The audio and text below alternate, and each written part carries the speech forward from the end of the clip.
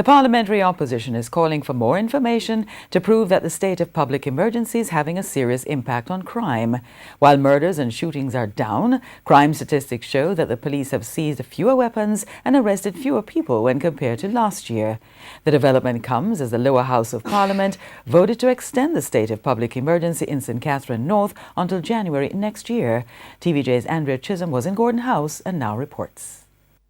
The state of a public emergency has led to the almost 21% reduction in murders between January 1 and September 15 this year. When compared to the same period last year, shootings are also down by roughly 16%. Overall, serious and violent crimes have dropped by roughly 18%. While welcoming the reduction, opposition spokesman on national security Fitz Jackson wants more information. What are the number of detention, arrests? What are the offenses? What are the weapons that are seized? Statistics show that the police have arrested 788 fewer people than last year, recording 9,870 arrests. Similarly, 507 firearms were seized, 96 fewer than last year. The number of ammunition seized has also dropped from over 14,000 to almost 8,000. That means a significant reduction in our success to get all of the weapons that contribute to the murders and the shootings. Those are the kinds of information we need to look at to see what we are achieving.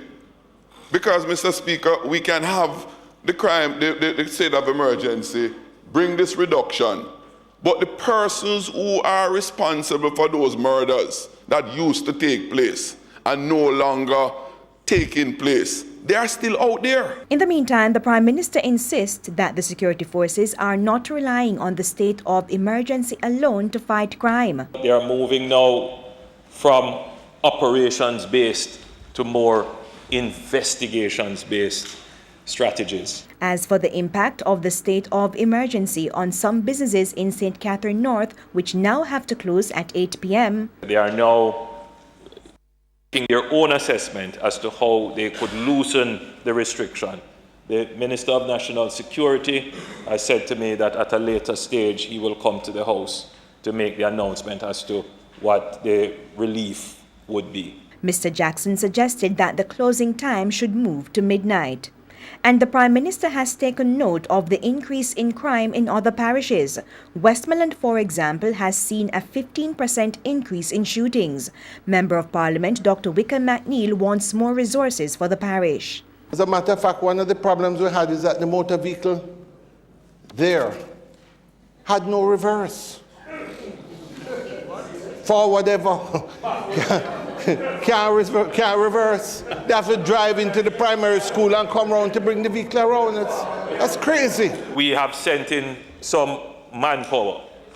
I take careful note of what you said about mobility, and I'm having a word with the Minister and the Commissioner to address it.